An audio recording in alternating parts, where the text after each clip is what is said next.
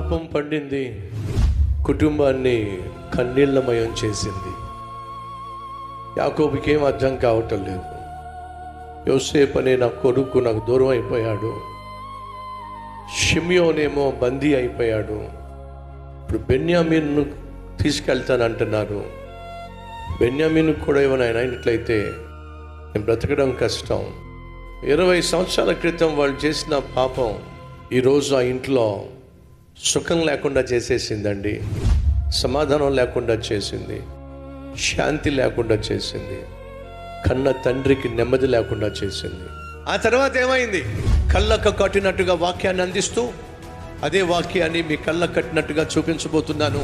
వచ్చే ఆదివారం 3వ ఆదివారం కనుక ప్రభురాత్రి భోజనం ఉంది కనుక సిద్ధపడి రండి, కుటుంబంగా రండి, సమయానికే వచ్చి దివ్యమైనటువంటి ఆరాధనలో పాల్పంచుకోండి. ప్రతి ఆదివారం ఉదయం 6 గంటలకు, ఉదయం 9 గంటలకు, మధ్యాహ్నం 12 గంటలకు, సాయంత్రం 6 గంటలకు జరిగే ఆరాధనలకు తప్పక రండి, కుటుంబంగా రండి. స్థలం PNR ఫంక్షన్ హాల్, పాత బస్టాండ్ ఎదురుగా, ప్రొద్దుటూరు.